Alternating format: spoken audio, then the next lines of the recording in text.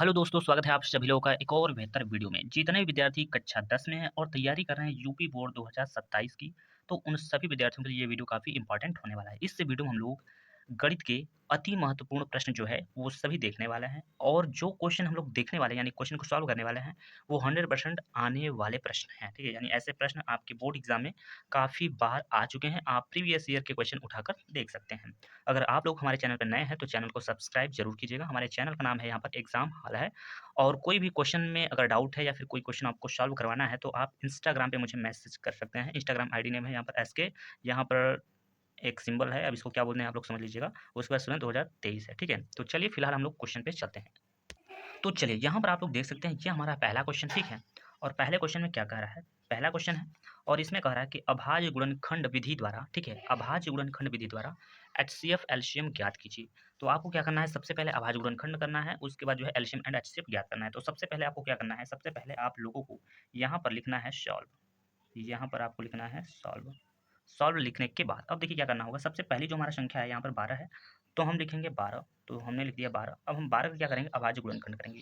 तो ये संख्या देखेंगे, ये संख्या 1 से कट जाती है तो 1 हो जाएगा और यहाँ पर कितना हो जाएगा? 3 गुणे का 4, ठीक है? इतना हो जाएगा। और हमारा जो दूसरा संख्या है वो 15 है, तो मैं 15 को भी यहाँ पे लिख लूँगा यहाँ पर। अब इसका भी मुझे अभाज्य गुणनखंड करना है, तो ये संख्या 1 से कट जाएगी और आपका 3 और गुणे 5 लिख देंगे, तो 3 और 5 दोनों से कट जाएगी, ठीक है? अगली संख्या हमारा कितना है? तो 21 है, 21 है तो 21 लिखेंगे। ये 1 से भी कट जाएगा, आप देखोगे तो ये 3 से भी कटेगा और ये क्या होगा? 7 से भी कटेगा।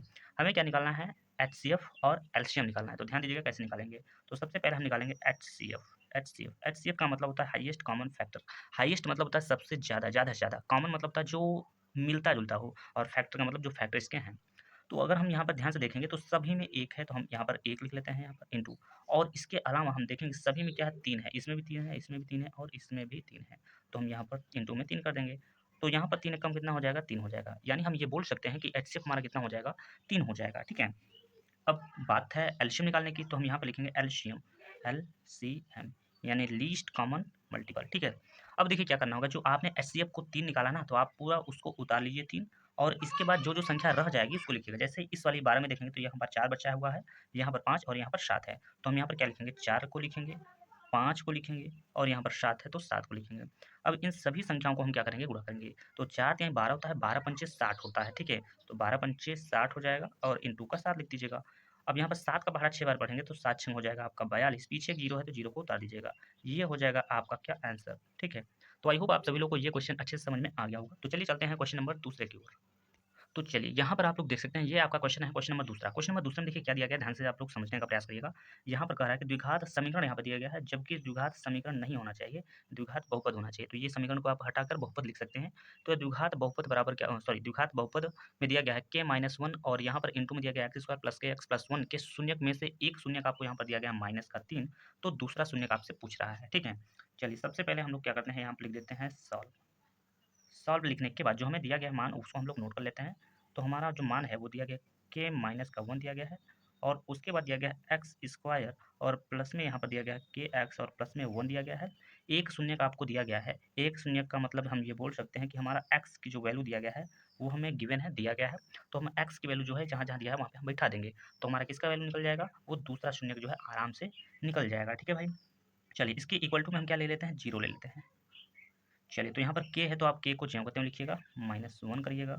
यहाँ पर x है, x की वैल्यू हमें दिया गया है, यहाँ दो संख्याओं के बीच में गुणा होता है और -3 का यहाँ पर क्या हो जाएगा? तो -3 का गुणा हो जाएगा और प्लस में लगाइएगा। यहाँ पर k देखिए लिखा है तो k को k लिखिए इंटू x की वैल्यू कितना है? -3 है और प्लस का 1 है, इक्वल टू का कितना है? तो 0 है, ठीक है? यहाँ पर आप देखिए क्या करना होगा। यहाँ पर लिखिएगा k माइनस का 1 और इंटू में हो जाएगा, ये 3 का वर्ग करिएगा तो ये 3 का वर्ग हो जाएगा 9 प्लस का हो जाएगा, प्लस माइनस माइनस हो जाएगा और यहाँ पर कितना हो जाएगा? तो 3 के हो जाएगा प्लस का 1 हो जाएगा, इक्वल टू का क्या हो जाएगा? तो 0 हो जाएगा। ये 9 का गुणा यहाँ पर हम करेंगे अंदर, तो यहाँ पर मुझे प्राप्त होगा 9 के और माइनस का यहाँ पर प्राप्त होगा 9, ठीक है?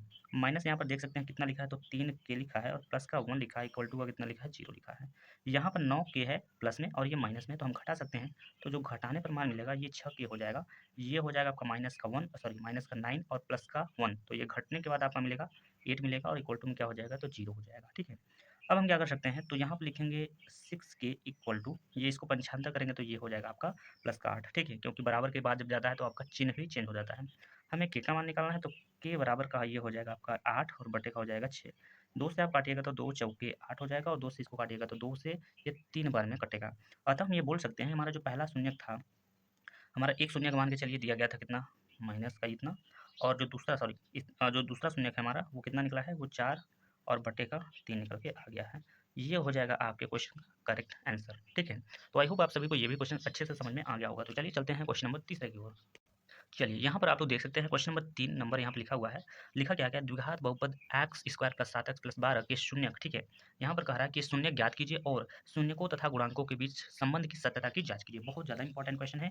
ये वाला क्वेश्चन आपके यूपी बोर्ड में कम से कम ये 4 नंबरों में जो है आता है। 4 नंबर में अगर नहीं आएगा तो ये क्वेश्चन आपको दिखेगा 2 नंबर में, ठीक है। तो अच्छा नंबर का है तो अच्छे से इसको समझने का प्रयास करिएगा।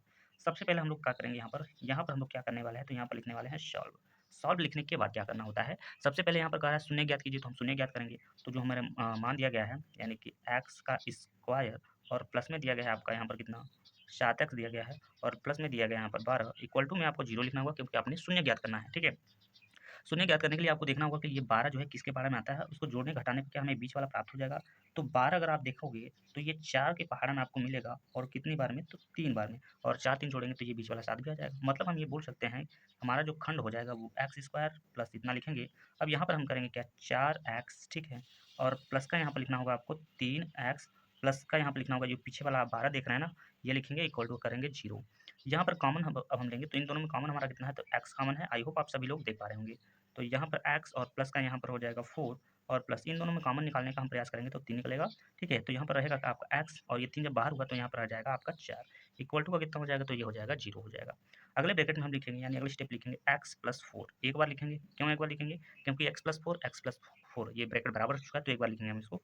अगले ब्रैकेट में लिखेंगे x जो ये बाहर वाला है और ये वाला जो है यानी कि प्लस का 3, इसको हम लिख लेंगे ब्रैकेट के अंदर इक्वल टू का करेंगे 0, ठीक है।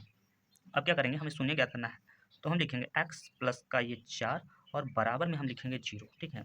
तो ये हो जाएगा आपका x बराबर माइनस का 4 हो जाएगा, माइनस का 4 हो जाएगा, ठीक है। और जो दूसरा हमारा जो वैल्यू दिया गया है यानी x प्लस 3 ये ब्रैकेट में दिया गया, अब इसके साथ में आपको लेना होगा 0। तो ये हो जाएगा x बराबर माइनस का हो जाएगा 3 हो जाएगा, ठीक। ये हो गया, शून्य का हमारे दोनों निकल चुके हैं, मैंने बढ़िया तरीके से निकाल लिया है। अब यहाँ पर एक चीज़ और ज़रूरत पड़ता है क्या, ए बी सी का मान। तो ए बी सी का मान जो है आप यहीं से निकाल सकते हैं। कैसे निकालेंगे, सबसे पहले इसका जो मानक रूप होता है वो होता है क्या, ए x square plus B x और प्लस का सी बराबर का 0। जो एक्स स्क्वायर के साथ में संख्या होगी वो होगा ए का मान, जो एक्स के साथ संख्या होगी वो बी का मान होगा, और कांस्टेंट सी यानी अंक वाला जो वैल्यू होगा, ठीक है। तो आप यहाँ पर देख सकते हैं, आप क्या देख सकते हैं यहाँ पर, जो हमारा ए की जो वैल्यू है यानी एक्स स्क्वायर का गुणांक कुछ नहीं दिया गया तो हमारा 1 होगा, और यहाँ पर हम बी की वैल्यू जब निकालने का प्रयास करेंगे तो बी यानी एक्स का गुणांक कितना है 7 है, और इसी तरीके से हम सी की वैल्यू जब निकालने जाएंगे तो यहाँ पर हमारा हो गया 12 हो जाएगा, ठीक है। तो ए बी सी का मान सब निकल गया। अब हमें क्या करना है, संबंध सत्यता की जाँच करना है। तो मैं यहाँ पर लिख दूंगा यहाँ पर सत्यता की जाँच, आप लोग भी एकदम ऐसे ही लिखिएगा, सत्यता सत्यता की जाँच, ठीक है, सत्यता की जाँच, सत्यता की जाँच, ये हो गया। सत्यता की जाँच में आपको क्या लिखना होगा, सबसे पहले लिखना होगा शून्यकों का योगफल। तो हम यहाँ पे लिखने का प्रयास करेंगे शून्यकों का योग, शून्यकों का योग, ठीक है भाई। क्या लिखेंगे, शून्यकों का योग। और शून्यकों के योग के बराबर में क्या होता है, तो सबसे पहले होता है एक्स का गुणांक, एक्स का, ठीक है, एक्स का गुणांक। तो मैं इसको लिख लूँगा आराम से, एक्स का गुणांक। और बटे में क्या होता है, ये चीज़ माइनस में होता है, ध्यान दीजिएगा। और बटे में होता है क्या, एक्स स्क्वायर का गुणांक, एक्स स्क्वायर का गुणांक, ये हो जाता है, ठीक है। शून्यकों का जो योगफल है उसको हम लोग अल्फा और प्लस बीटा से भी दर्शाते हैं। तो ये जो आप शून्य निकाले हैं ये आपका हो जाएगा अल्फा और ये हो जाएगा आपका बीटा। तो अल्फा और प्लस बीटा यानी कि ये हो जाएगा आपका शून्यकों का योगफल। तो पहला जो हमारा शून्यक है वो प्राप्त है कितना, माइनस का 4, योगफल है मतलब जोड़ करना होगा। दूसरा जो शून्यक है वो कितना है, तो माइनस का 3 है, ठीक है, बराबर। अब देखिए यहाँ पर क्या कह रहा है, माइनस का एक्स का गुणांक, एक्स कहाँ पे है देखिएगा, यहाँ पर एक्स मतलब है आपका 7 है, और 7 किसकी वैल्यू होती है, बी की वैल्यू होती है। तो हम यहाँ पर लिखेंगे क्या, माइनस का 7, ठीक है, और बटा लगाएंगे, इसको ऊपर कर दीजिए। बटे में क्या है, एक्स स्क्वायर का गुणांक यानी कि ए की वैल्यू, ए मतलब आपका 1 है। तो यहाँ पर आप देखोगे तो ये हो जाएगा आपका माइनस का 4, ये प्लस माइनस माइनस, यहाँ पर हो जाएगा 3 और बराबर का कितना, नीचे से आप 1 से भाग दोगे तो ये हो जाएगा माइनस का 7 हो जाएगा। तो यहाँ पर 4 और 3 हो जाएगा 7 हो जाएगा, बराबर का यहाँ पर हो जाएगा क्या, 7। तो मुझे बताइए क्या दोनों साइड मान बराबर हुआ, तो यहाँ पर ये सिद्ध हो चुका है, ठीक है। अब हमें क्या निकालना होगा, शून्यकों का गुणनफल। तो यहीं पे हम समझ लेते हैं शून्यकों का गुणनफल का सूत्र। सबसे पहले हम क्या करेंगे, लिखेंगे शून्यकों का गुणनफल। तो यहाँ पर होता है शून्यकों शून्यकों शून्यकों का गुणनफल गुणनफल बराबर में क्या होता है, आपका सूत्र क्या होता है, तो अचर पद होता है। ठीक है भाई, अचर पद होता है। और बटे में क्या होता है, तो एक्स स्क्वायर का गुणांक, एक्स स्क्वायर का गुणांक एक्स स्क्वायर का गुणांक होता है, जिसमें से आपका ये हो जाएगा आपका अल्फा इंटू बीटा, इसे हम बोलते हैं अल्फा इंटू का बीटा बोला जाता है, बराबर इसका अचर पद यानी कि हो जाता है संख्या आपका सी हो जाता है और बटे में ए हो जाता है। तो शून्यक में पहला शून्यक जो आपका था वो कितना था, 4 था माइनस का, इंटू जो दूसरा शून्यक का वो माइनस का 3 है, बराबर अचर पद आपका कितना दिया गया है, तो 12 दिया गया, 12 लिखिएगा। एक्स स्क्वायर कितना दिया गया है, तो 1 दिया गया, 1 लिखिएगा। ठीक है, चलिए इसके बाद ये 4 का गुणा 3 में करेंगे तो 4 3 12 और माइनस माइनस हो जाएगा प्लस, और बराबर में कितना दिया गया है, तो का 12 दिया गया। देख सकते हैं यहाँ भी दोनों साइड बराबर है, तो ये हमने सिद्ध कर दिया है, तो आप लिख लीजिएगा प्रूफ। ठीक, तो यहाँ तक हमने अच्छे से समझाने का प्रयास किया है। आई होप आप सभी को समझ में आ गया होगा। तो चलिए बढ़ते हैं नेक्स्ट क्वेश्चन की ओर।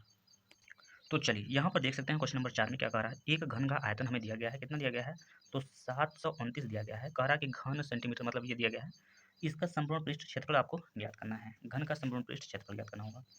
चलिए सबसे पहले हम यहाँ पर लिखेंगे सॉल्व, और जो हमें दिया गया है वो हम लिख लेंगे। सबसे पहले हमें क्या दिया गया है, घन का आयतन दिया गया है, तो हम लिख लेते हैं घन का आयतन। तो घन का आयतन बराबर में कितना दिया गया है, 729 दिया गया है।